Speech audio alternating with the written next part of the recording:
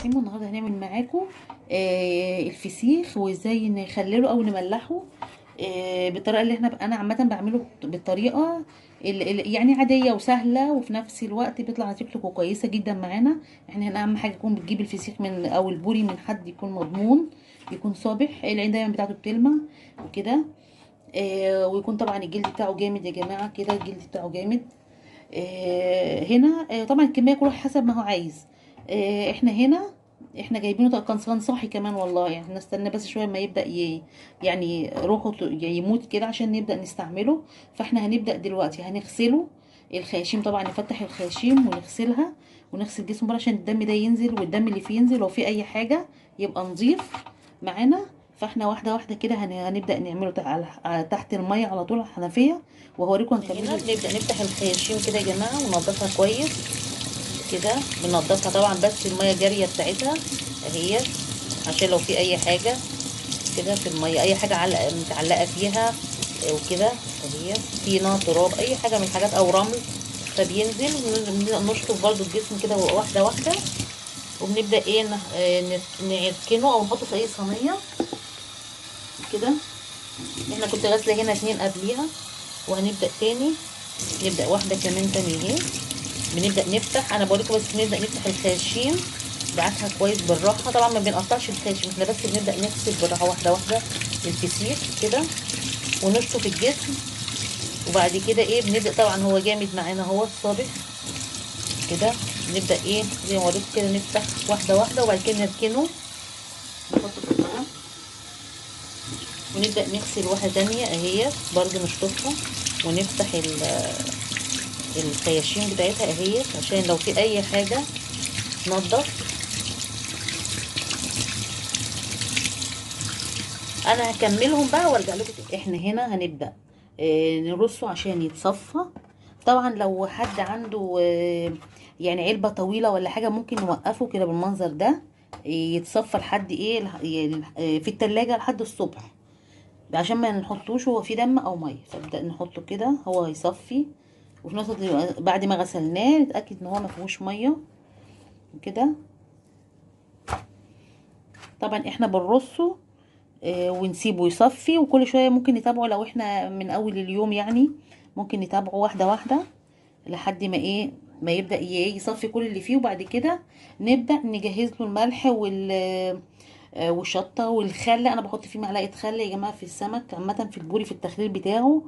آه، والكركم بتاعه بنجهزه كل ده، وطبعا بنحط له ملح خشن، جاهز ملح خشن بتاعه. فاحنا كده هنحطه بس يصفي، وبعد كده اول ما نبدا نيجي نخلله هو الرز. ورجعنا لكم تاني. احنا هنا سيبنا الفسيخ 5 او 4 ساعات او 6 ساعات حسب ما احنا عايزين، او 12 ساعه، في بيسيبوا 12 ساعه في الهواء وكده على مروحه، او في مكان يكون فيه هواء يا جماعه، شباك كده يعني، اي حاجه، او مروحه شغاله قدامه طول الفتره بتاعته. نشف اهوت معانا. فاحنا هنبدا دلوقتي. وكمان احنا هنا بعد ما بنتاكد من الخياشيم ان ما فيهاش ميه ما فيهاش دم، فبنبدا نحط المناديل. طبعا مش عشان لو حد بيضايق من الدم ولا حاجه، مش هوريك، بس احنا بننشف هنا وهنا. وبنبدا واحده واحده تمسك ايه، نعمل له بقى تدليك في جسم السمك كده، بحيث انها تبدا ايه زي يعني نعملها كده بحيث انها ما تخلل، تبقى سهله التمليح كله يجي في الجسم، يبقى ايه سهله معانا واحنا ايه بنبدا ناكلها، او بعد فتره الفسيخ يعني بتاع التمليح بتاعها. نبدا كده نعملهم كده واحده واحده، نضغط عليها كده واحده واحده كده يا جماعه اهو. شايفين هي طبعا الجلده بتاعتها ناشفه عشان التهويه، احنا حطيناها من بالليل، قعدت يعني هي دي قعدت 12 ساعه عامه في الهواء وكده.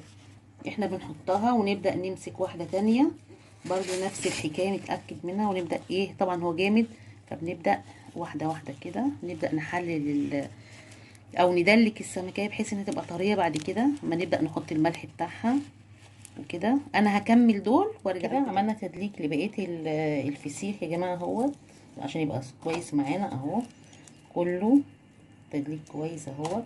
فاحنا هنبدأ دلوقتي هناخد الملح هنا اللي احنا حطيناه ده بالكركم والشطة، هنبدأ نحطه هنا في الخياشيم، طبعا بعد ما نشفناها وتأكدنا انها نظيفة وكل حاجة. فهنبدأ نحط كده الملح او كمية ما، طبعا دوت الملح اللي هو بالشطة. نبدأ نعمله كده كويس، نتفس فيه كويس كده نزود كمان، وهنبدأ ايه نحطه في الكيس. بصوا انا كده كده انا بحب احط له، يعني عامه انا بحب احط له نقطه خل وكده. يعني انا ببدا افتح، يعني انا بفتح بقه هنا بالراحه كده، ببدا احط هنا نقطه خل بسيطه خالص.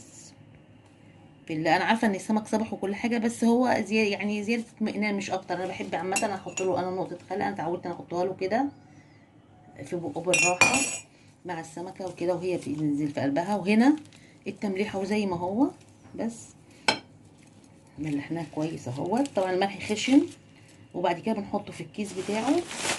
احنا بنحط هنا في الكيس، وبعد كده بنبدا ايه اول ما بنخلصهم نبدا نحطهم في نربط الكيس كويس، ونحط الكيس في كذا كيس تاني، وبعد كده نحطه في علبه مقفوله كويس عشان ايه الهوا.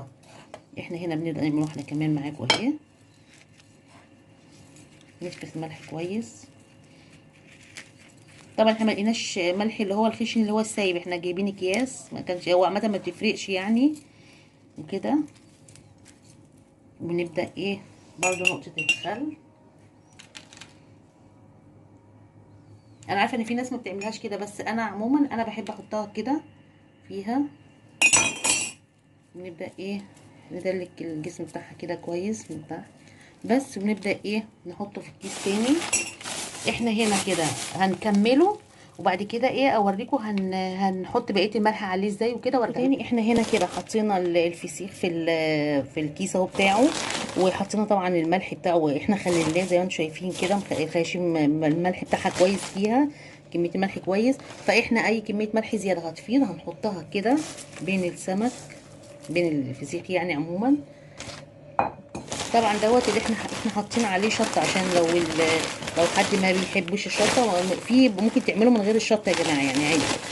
احنا حطيناه هنا كويس. هنبدا ورجعنا لكم تاني. احنا لفينا هنا الفسيخ كويس يا جماعه عشان ما يدخلوش هوا، وحطيناه في كيس تاني خارجي. احنا كده هنحطه في العلبه هنا. احنا طبعا قفلناه كذا قفله، وفي اكياس كتير حواليه عشان ما يخشولوش هوا، واحنا بنربطهم كلهم الفوم كويس. وبعد كده احنا هنا بنجيب علبه عشان ايه نكمل يعني الهوا ما يخشولوش خالص، وفي نفس الوقت ما يعملش ريحه جامده في البيت. احنا بنقفله كده كويس.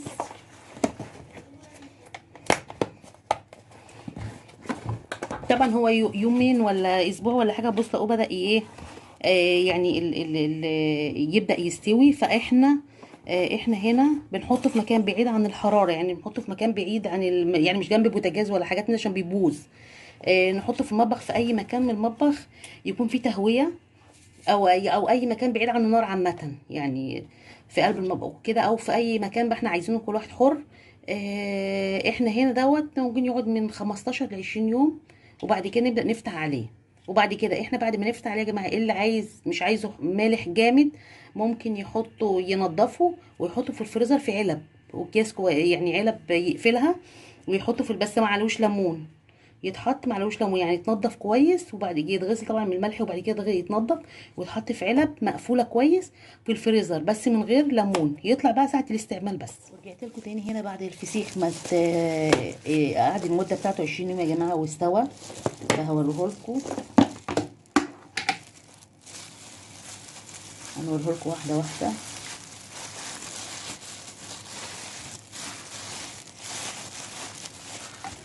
طبعا هو ريحته اول ما بنيجي نعمله اول مره اول اسبوع الريحه طبعا الريحه بتاعته مبتبقاش مقبوله، بس لما بيكون في علبه مقفوله زي دي ما بيطلعش الريحه الجامده بتاعته دي. احنا دلوقتي هنوريكم اهو كله طري ازاي. عشان لا بقطع الكيس كله.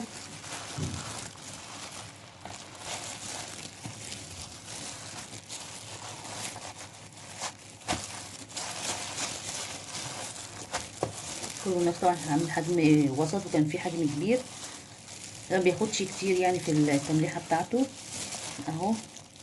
هنبدا بس ايه افتح لكم واحده من جوه عشان تشوفوها.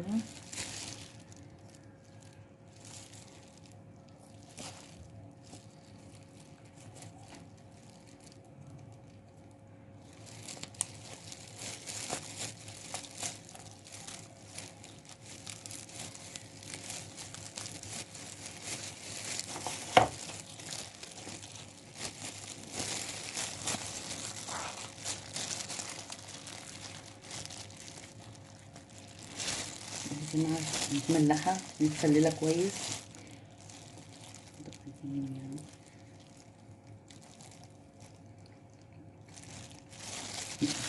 الملوحه بتاعتها حلوه. اللي عايز يزود، طبعا احنا لسه ما نضفناش يعني، بس بوريها لكم من هنا. ودي كمان واحده ثانيه، واحده ثانيه.